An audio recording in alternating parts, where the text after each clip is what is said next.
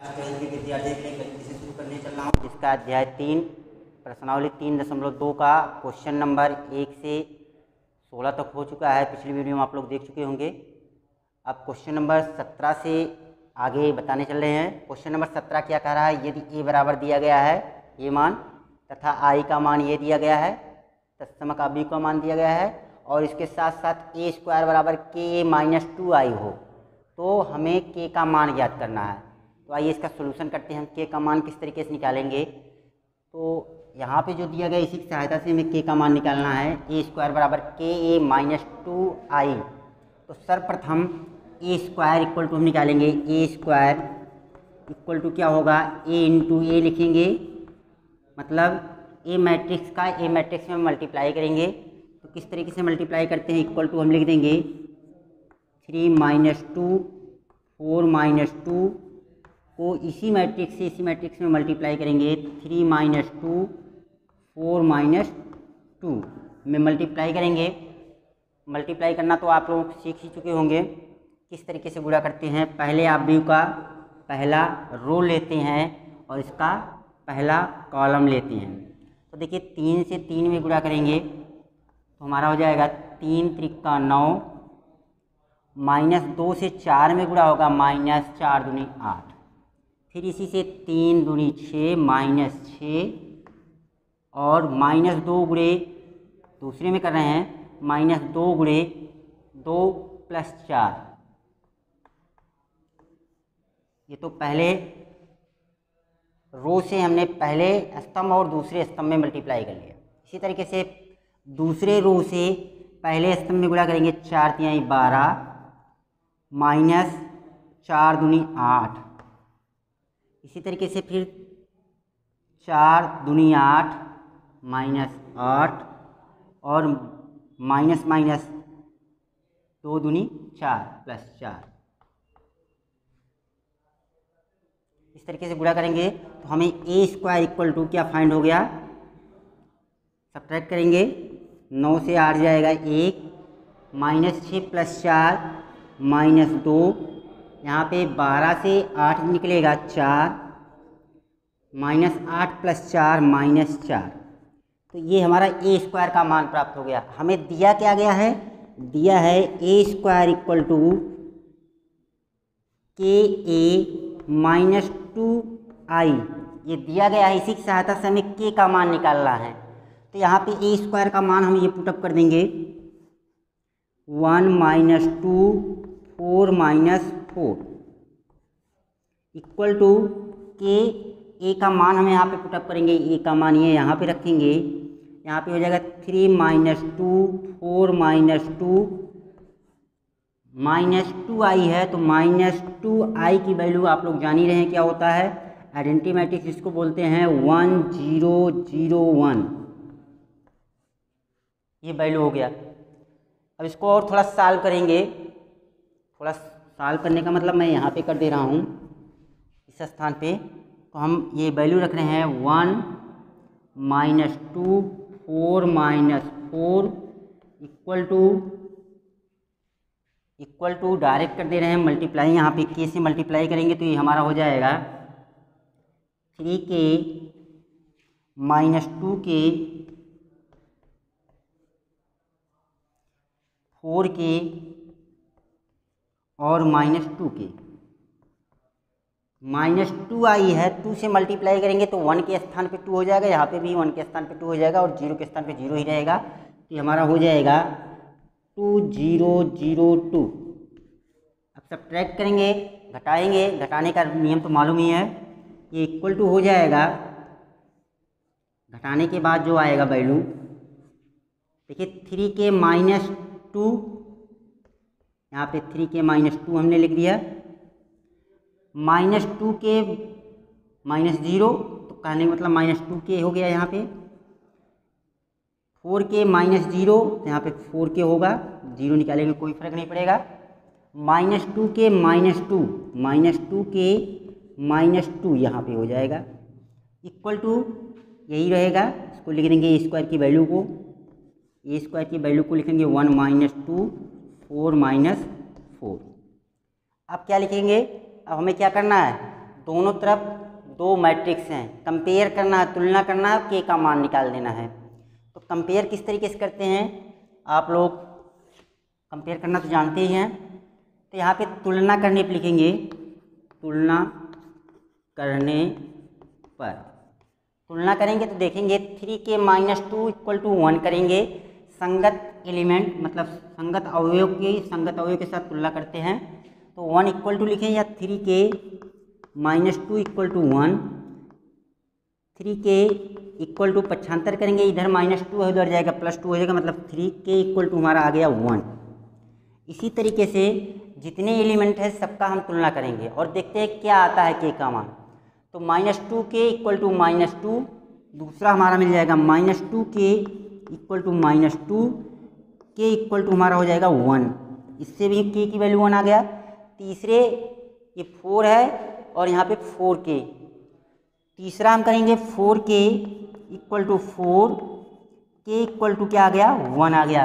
और लास्ट में ये हमारा बच रहा है -2k - 2 = -4k। इसका हम तुलना जो है यहाँ पे कर दे रहे हैं, थोड़ा इरेज करके,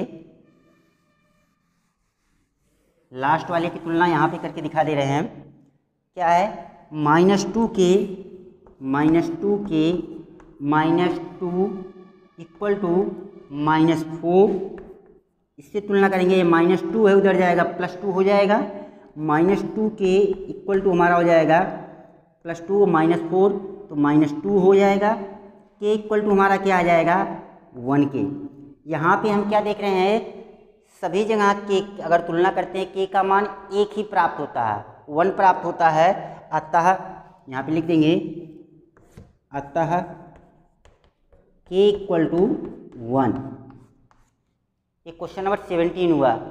क्वेश्चन नंबर 18 देखिए, यदि a बराबर दिया गया है ये तत्समक आव्यूह i बराबर ये दिया गया है, तो हमें सिद्ध करना है i + a = i - a × a। तो यहाँ पे सर्वप्रथम हम i + a की वैल्यू निकालेंगे। i + a की वैल्यू का मतलब इसके साथ इसको हमें जोड़ना है, तो इसको हम डायरेक्ट जोड़ सकते हैं। LHS i + a = हमारा वैल्यू जो होगा 1 के साथ 0 को ऐड करेंगे तो यहाँ पे 1 हो जाएगा, 0 के साथ -tan अल्फ़ा ऐड करेंगे तो -tan अल्फ़ा/2 हो जाएगा। यहाँ पे 0 है, यहाँ पे tan अल्फ़ा/2 हो गया, 1 के साथ 0 को ऐड करेंगे 1 हो जाएगा। ये हमारा बायां पक्ष हो गया। अब हम क्या करेंगे, दाएं पक्ष के बराबर इसको दिखाना है, तो दाएं पक्ष को हम यहाँ सॉल्व कर रहे हैं। RHS लिखेंगे, यहाँ पे केयर कीजिएगा i - a है, तो i - a का मतलब आइडेंटिटी मैट्रिक्स से इसको निकालना है। 1 से 0 को निकालेंगे, इसको हम डायरेक्ट लिख दे रहे हैं। i - a की वैल्यू पहले लिख लेते हैं, i - a RHS में लिख लेते हैं जो दिया गया है, into cos alpha - sin alpha, sin alpha into cos alpha. ध्यान दीजिएगा i - a की वैल्यू जो है, अब यहाँ पे 1 - 0, तो यहाँ पे हमारा क्या आएगा, मैट्रिक्स के फॉर्म में लिखेंगे। 1 - 0 मतलब यहाँ पे 1 हो गया, 0 - tan अल्फ़ा/2 तो प्लस हो जाएगा, यहाँ पे tan अल्फ़ा/2 + tan अल्फ़ा/2 हो गया। फिर 0 - tan अल्फ़ा/2 तो यहाँ पे -tan अल्फ़ा/2 हो जाएगा, और यहाँ पे 1 - 0 तो यहाँ पे 1 हो गया। इसका हमें प्रोडक्ट करना है, cos alpha - sin alpha, sin alpha cos alpha में प्रोडक्ट का रूल आप लोगों को मालूम ही होगा। पहले का रो लेते हैं और दूसरे का कॉलम। तो 1 से हम इसमें मल्टीप्लाई करेंगे, 1 से cos अल्फ़ा में मल्टीप्लाई करेंगे तो इसका मल्टीप्लाई करेंगे जो वैल्यू आएगा यहाँ पे cos अल्फ़ा, tan अल्फ़ा/2 से हम sin अल्फ़ा में गुणा करेंगे, प्लस tan अल्फ़ा/2 sin अल्फ़ा।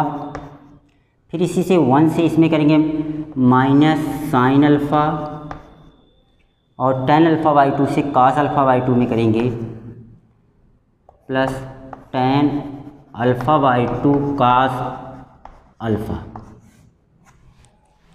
इसी तरीके से हम सेकेंड रो का फर्स्ट कॉलम में मल्टीप्लाई करेंगे, माइनस tan अल्फ़ा बाई 2 का cos में करेंगे तो यहाँ पे minus tan alpha by 2 cos alpha plus 1 से sin अल्फ़ा में करेंगे प्लस sin अल्फ़ा।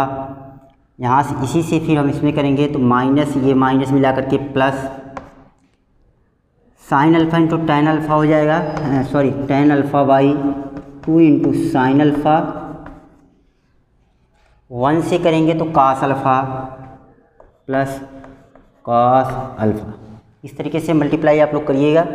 अब यहाँ पे देखेंगे हम tan अल्फ़ा बाई 2 को sin और cos के फॉर्म में कन्वर्ट कर देंगे।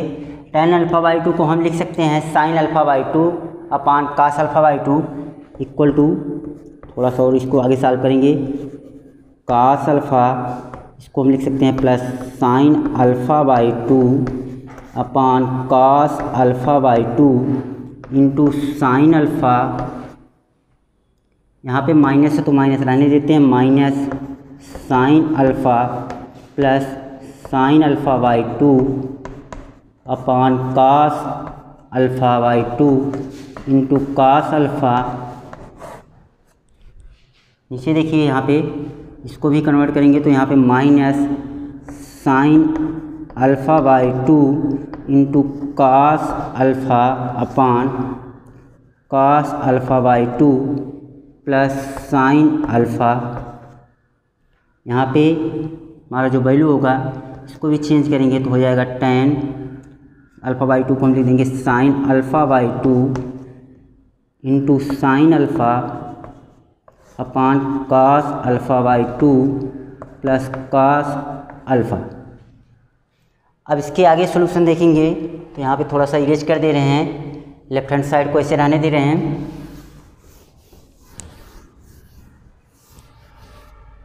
देखिए यहाँ पे ये इसका डिनोमिनेटर cos अल्फ़ा बाई 2 है, इसमें इससे मल्टीप्लाई करेंगे तो हमारा वैल्यू जो आएगा मैट्रिक्स यहाँ पे लिखते जाएंगे cos alpha into cos alpha by 2 plus का सिंबल है प्लस sin अल्फ़ा बाई 2 या sin अल्फ़ा पहले लिख देते हैं, sin alpha into sin alpha by 2, इससे कोई फ़र्क नहीं पड़ेगा। यहाँ पे मल्टीप्लाई करेंगे तो यहाँ पे माइनस है, यहाँ पे क्या हो जाएगा, चाहे तो माइनस लिख सकते हैं, minus sin alpha into cos alpha by 2 plus, यहाँ पे प्लस लिख दे रहे हैं जगह कम होने की वजह से, sin alpha by 2 cos alpha, total का अपान जो है cos अल्फ़ा बाई 2। इसमें मल्टीप्लाई करेंगे, इसको सॉल्व करेंगे तो हमारा हो जाएगा minus sin alpha by 2 into cos alpha plus sin alpha into cos alpha by 2 total का अपान cos अल्फ़ा बाई 2। इसको सॉल्व करेंगे तो इसकी वैल्यू जो आएगी sin alpha by 2 into sin alpha plus cos alpha into cos alpha by 2 total का अपान cos alpha by 2। यहाँ पे हमें फार्मूले के फॉर्म में दिखाई दे रहा है। देखिए cos A cos B plus sin A sin B किस चीज़ का फार्मूला है, cos A माइनस B का फार्मूला है। तो इसको हम क्या लिख सकते हैं, यहाँ पे A के स्थान पे अल्फ़ा है, B के स्थान पे अल्फ़ा बाई 2 है, तो यहाँ पे लिख देंगे cos alpha minus alpha by 2 upon cos alpha, ये पहले का हो गया।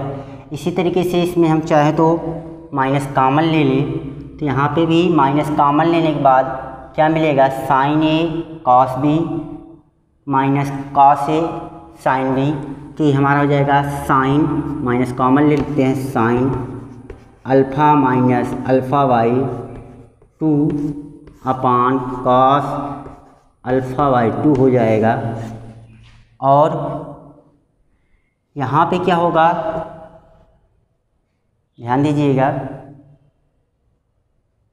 यहाँ पे हम देखेंगे ये माइनस है तो वही चीज़ है, मतलब यहाँ पे ये माइनस ये प्लस है, sign A cos B, cos A sine B, minus है तो मतलब sine alpha minus alpha by 2 अपान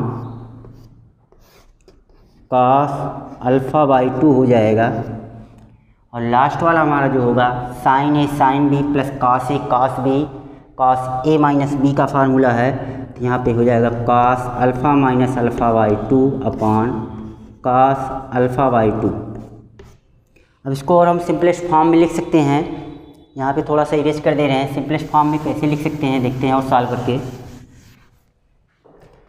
तो इसको हम cos alpha minus alpha by 2 को क्या कर सकते हैं, कास अल्फ़ा बाई 2 बटे कास अल्फ़ा बाई 2, इसकी वैल्यू जो हो जाएगी इक्वल टू यहाँ पे लिख दे रहे हैं, इसकी वैल्यू जो हमारा आएगा 1 आ जाएगा, कास अल्फ़ा बाई 2 बटे कास अल्फ़ा बाई 2 1 हो गया।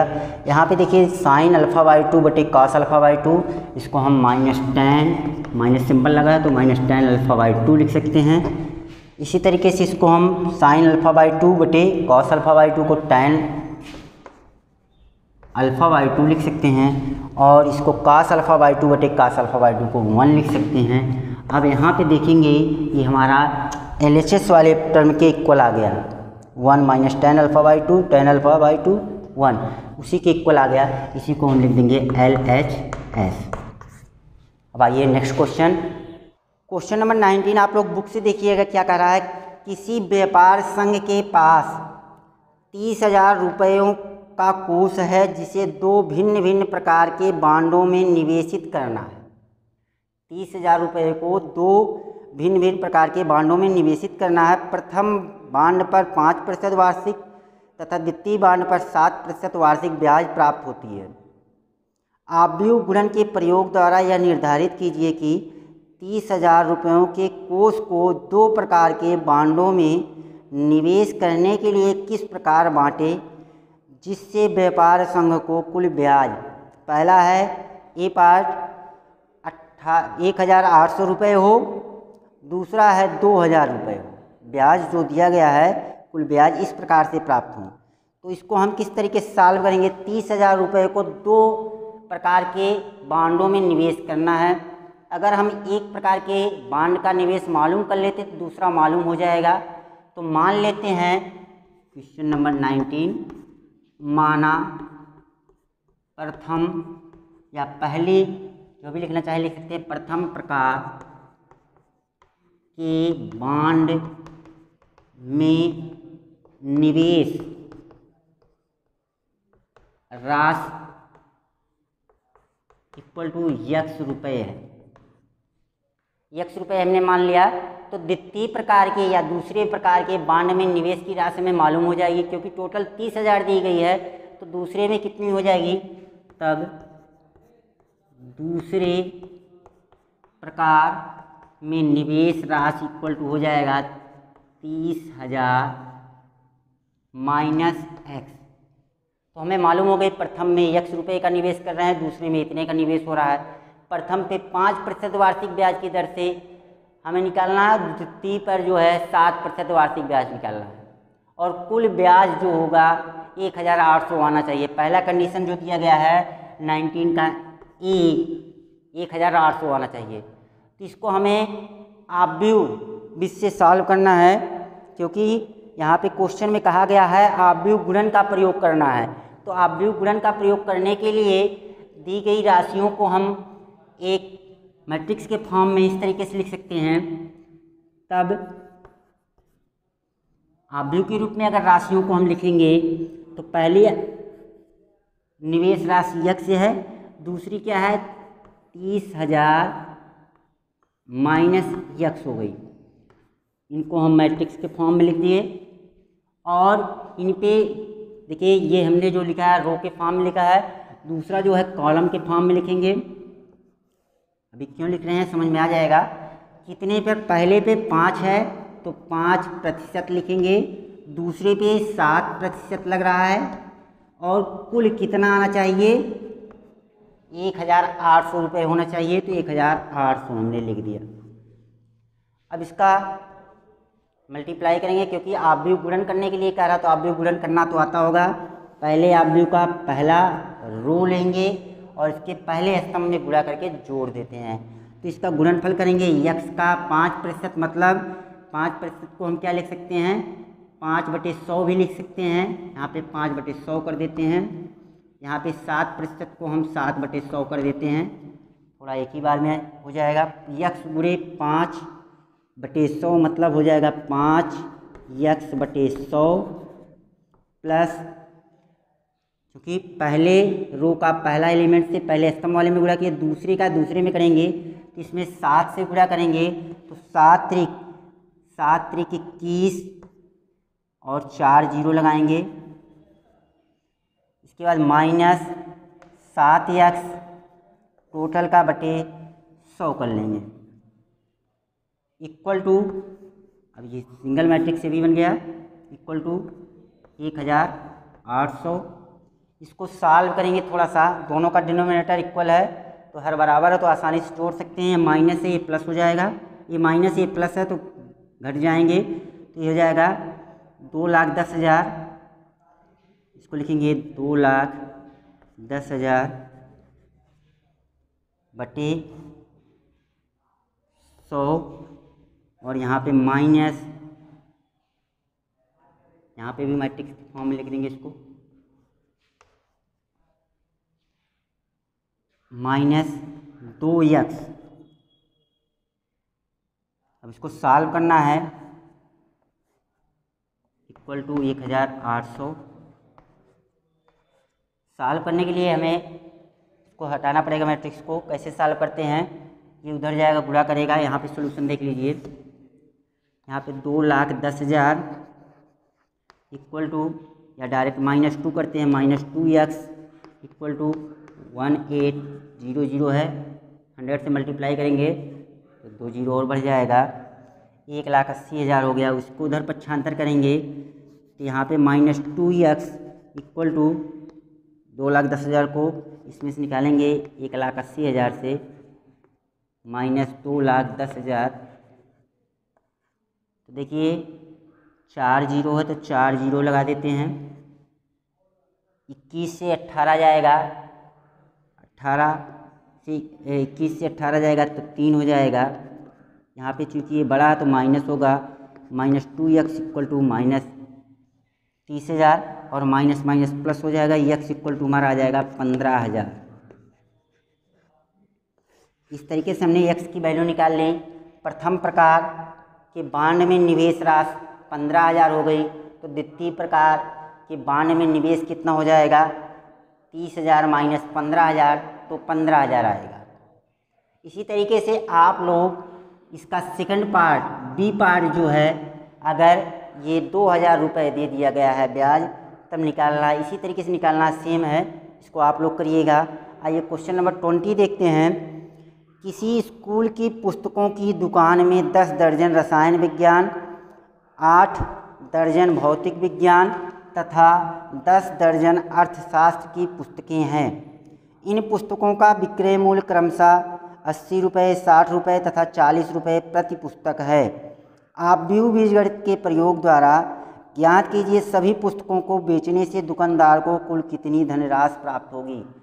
अगर जनरली सॉल्व करना होगा तो बहुत सिंपल है, और आव्यूह बीजगणितीय नियम से हमें सॉल्व करना है, इसलिए यहाँ पे हम इसको एक बार नोट करने की ज़रूरत नहीं है, बुक होगी आप लोगों के पास। तो देखिए हमें वैल्यू निकालना है, कुल विक्रय मूल्य निकालना है।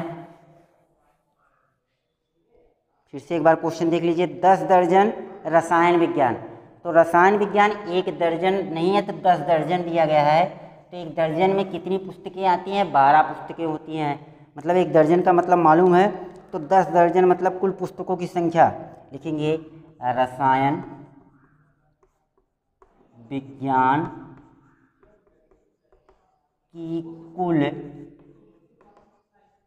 पुस्तकों की संख्या बराबर हो जाएगी, तो 10 गुणे 12 बराबर हो जाएगा 12 धाम में 120 पुस्तक।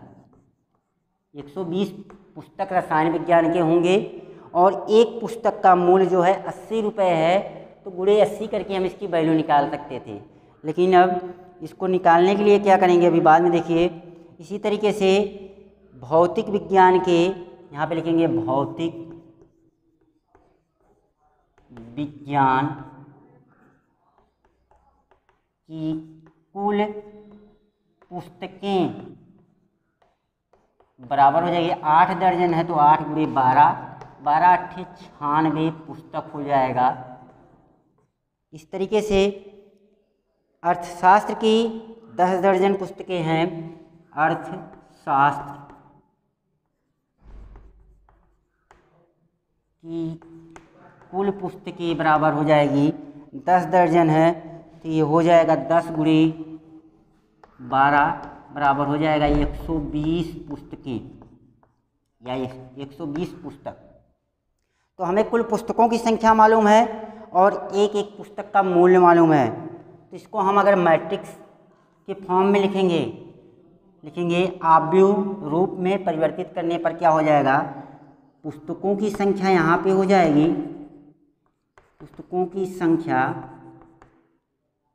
गुणे, अगर इसमें हम गुणा कर दें, दर लिख दें, रेट लिख दें, तो बराबर हो जाएगा विक्रय मूल्य कितना मिल रहा है मालूम हो जाएगा। तो यहाँ पे हमें दिया गया है पुस्तकों की कुल संख्या को हम रो के फॉर्म में लिख देंगे, तो मतलब 120 96 और 120। दर दिया गया है, रेट जो दिया गया है कितना दिया गया है, एक का 80 रुपये की एक पुस्तक है, 60 और 40, 60 40। इनका प्रोडक्ट करेंगे। प्रोडक्ट करना तो बहुत सिंपल है, पहले कॉलम में तो एक ही रो एक कॉलम में करेंगे और जोड़ लेंगे, इक्वल टू क्या हो जाएगा, ध्यान दीजिएगा यहाँ पे।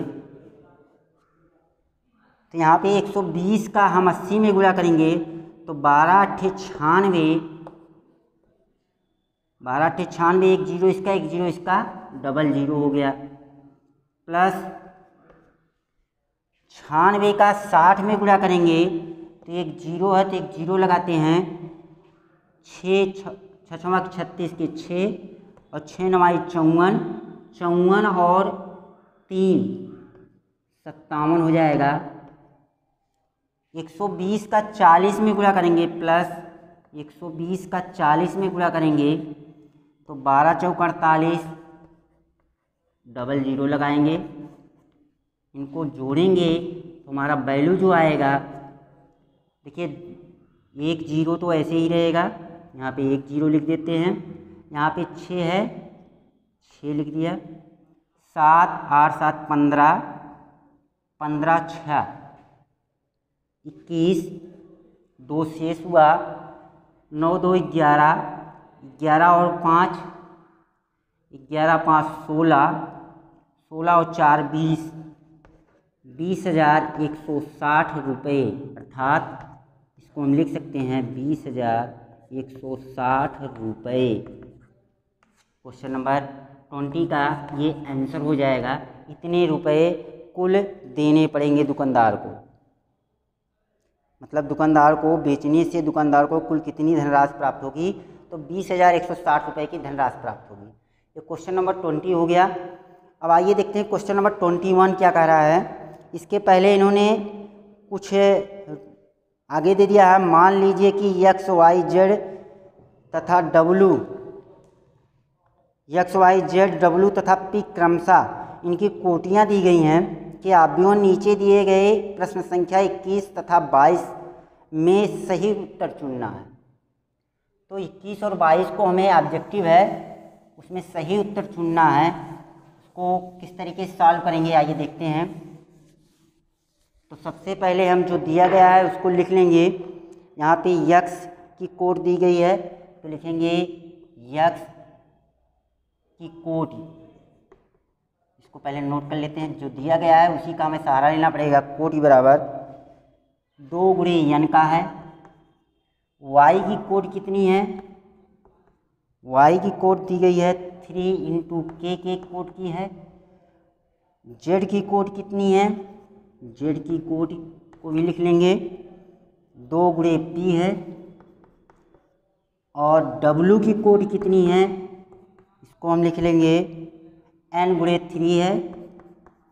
इसके साथ साथ हमें p की कितनी कोटि है, p की कोटि जो दी गई है, p की कोटि बराबर दी गई है p गुणे k। तो क्वेश्चन नंबर 21 को आइए देखते हैं। यहाँ पे क्वेश्चन नंबर 21 में क्या करा है, P Y plus W Y